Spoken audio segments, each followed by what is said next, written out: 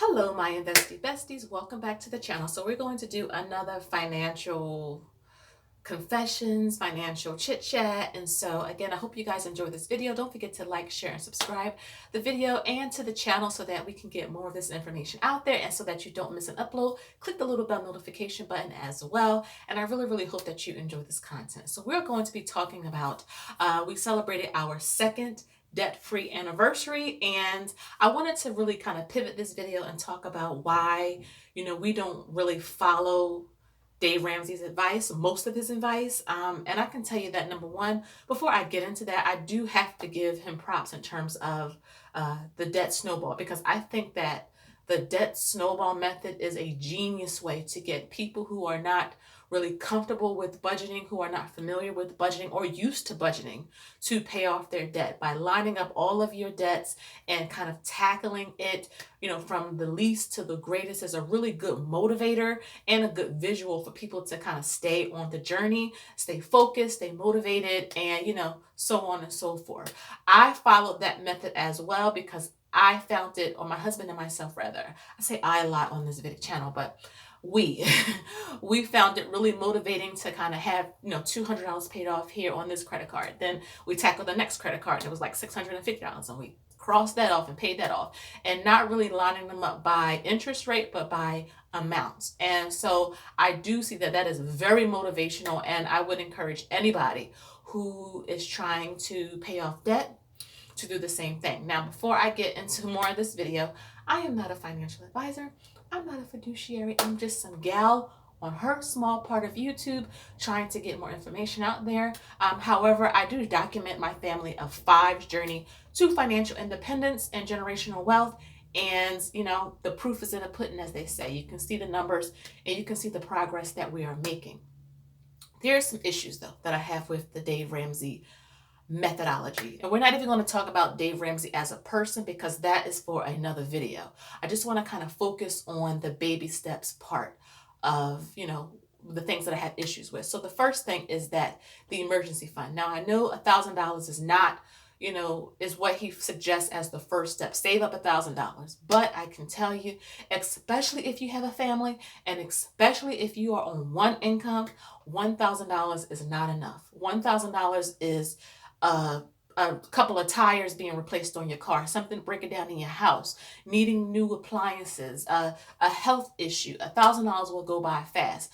But what I really think is better is to have 1 month's worth of expenses as the first step. So write down all of your expenses, your necessities. If you want to add a little bit of your wants in there, but I would really try to focus on your necessities first and then go from there. So rather than $1,000, start with 1 month's worth of expenses, because that'll kind of keep you afloat for an entire month. God forbid something happened, versus $1,000, like I said, which is just an expense for something nowadays because things just keep going up. Services, repairs, goods, I mean, you name it, it's going up.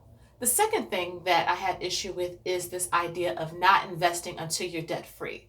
Now, there's a couple of things wrong with that notion. Number one, if you are late to investing, and when I say late, I mean if you haven't started at 20, 25-ish. Now, we started late at 30 years old. So I say late because you lost a lot of time. Remember, time in the market is your best friend. Compound interest is your best friend. So the more that you let your money grow and sit in the market, the more you'll have when it comes to retirement. But if you wait until you are debt free, and I'm talking like if you have $75,000 worth of debt like we did, car loans, personal loans, student loans, credit cards, all that type of stuff, payday loans. If you wait, that could take you a good 7 years, 10 years at least, and you are losing all that time in the market that you could be investing. Now, here's the thing.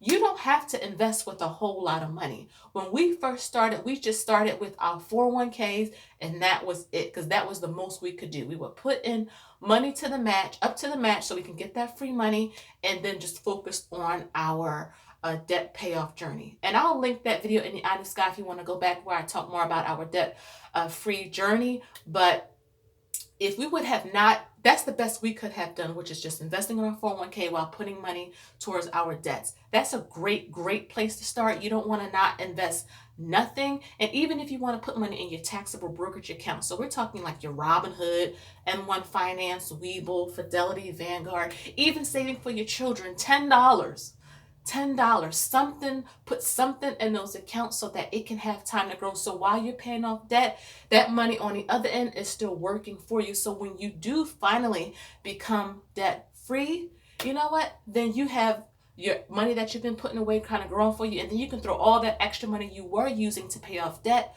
to your investments.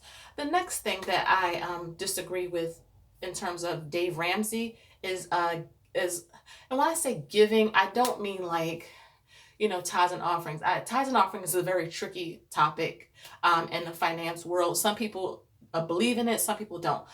Number one, I believe in it. So keep in mind what I'm about to say. I do believe in tithe and offering. We have done it and we believe in it. We do it now. We give a lot of money to our church and to different people to, be a blessing to other people.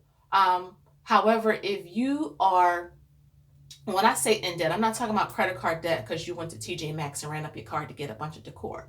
If you are in medical debt because somebody had cancer or somebody had to get surgery, okay, then I would say pause the tithe and offering because the Lord sees your heart and focus on that so that it's not so much of a strain. If you have to choose between, having your lights on. Now, I'm not talking about your lights off because you decide to use that light money to go to the casino. We're not talking about that. We're talking about you lost your job. There's nothing that you can do. It's okay to pause that. Again, guys, the Lord wants us to be cheerful givers. He wants us to give because that's what we want to do, not because you're forced to do it. Okay. That's the key thing is when you want to be giving and you want to be philanthropic and you want to do all these different type of things, it should be because you want to do that, because you want to be a blessing to someone else. You don't want to be, grudgingly give, because you're just wasting your time and the person's or organization's time because they already know you don't really care about it. You're just doing it because you're made to do it. Now, another thing that I disagree with Dave Ramsey on is this idea of when you buy a house. So I believe he talks about if you want to buy a house, you should have 20% down and get a 15-year mortgage. No bueno. And I don't think he realizes that a lot of his listeners are not from the middle or upper middle class. These people are low income people, and you can't just say, well, put 20% down and you're making $50,000 a year and you're trying to get a house that is $200,000 a year, So, because 20% on $200,000 a house is $40,000. And if you make $50,000-$60,000 a year, though you can qualify and make the payments on a $200,000 house, it's hard to come up with $40,000 just as the down payment. You still got closing costs, an earnest deposit. Maybe you want to fix up some things in the house, get some furniture, appliances, things like that. It's not as simple as I think he makes it sound, like just get 20%, put 20% down and get a 15-year mortgage. That's not easy for a lot of people.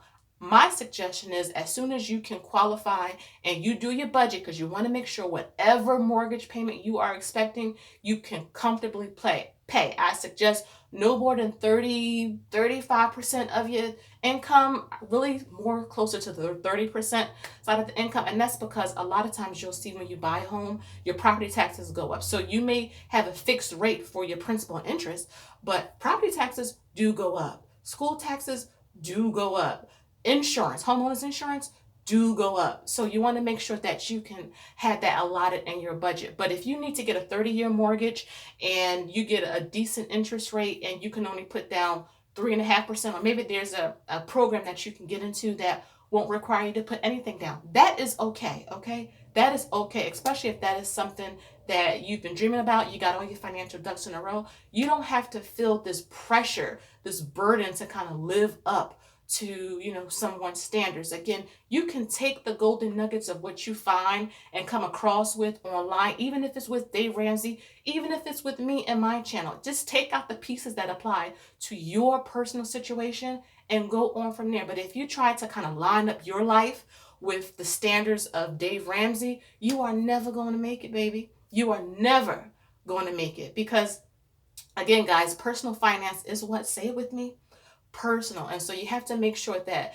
or you have to tell yourself, my situation is not like this person's situation. So if I get an offer presented to me where I can put 3.5% down on a house, I can get a 30-year mortgage, I have a great interest rate, that's okay. You don't have to feel like you're less than someone else because you may need a different type of path.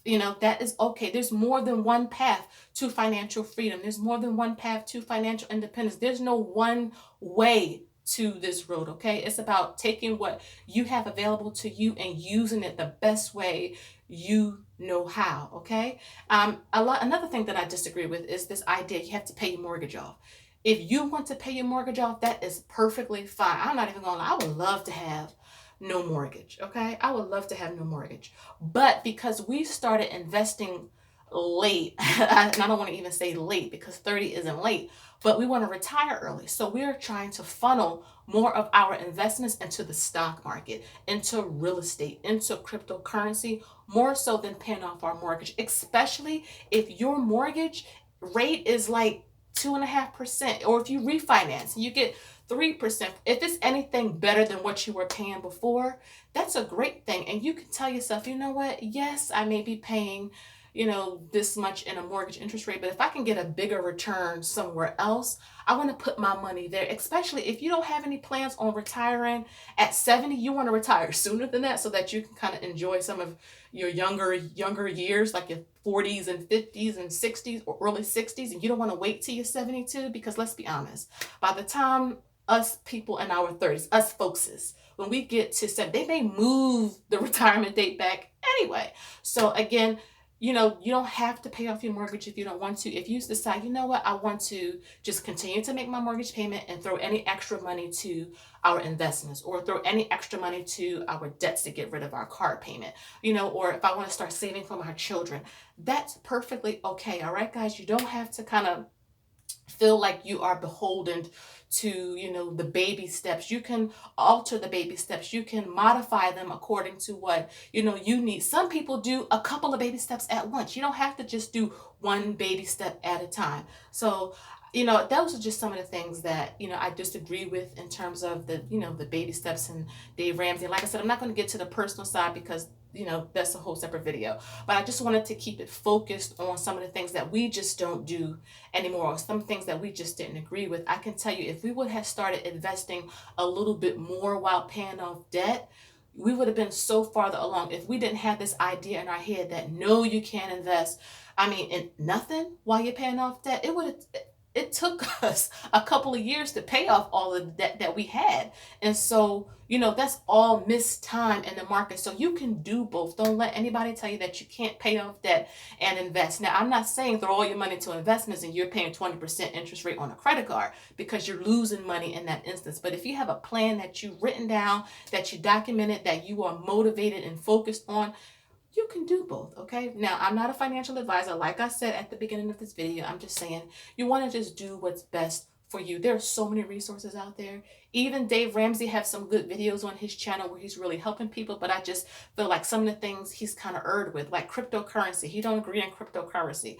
I greatly believe in cryptocurrency as a digital currency, because think about it, 10 years ago, who would have thought you would have been able to go into the store and pay for your groceries with a phone, with a watch, different things like that. So just thinking 10 years ahead, what would currency be like in 2030? Right? And so these are the things that, he's not really forward thinking. He's really big on mutual funds and that type of thing. And again, guys, there are so many resources. My channel, you can go to Yahoo Finance. Instagram has some great things. YouTube has some really great channels. There's a lot of information now. Information that you take, make sure you do your own research so that you're not just blindly following me or anyone else. But again, guys, there's a lot of resources out there in this age of social media that can really be helpful and beneficial to you. So if you guys have any questions, leave them down below. I'd love to talk to you guys and converse in the comment section. Don't forget to like and share this video with a friend so that we can get more of this information out there. If you have any questions, like I said, let me know. I'm thinking of doing a live, but I'm waiting to get some more feedback from you guys. So let me know, and I'll be more than happy to do a live to answer any questions that you may have in terms of financial independence, financial freedom, debt payoff, investing, stocks, index funds, cryptocurrency, and all the things of the the like. So until next time, I'll see you in the next one. Bye bye, guys.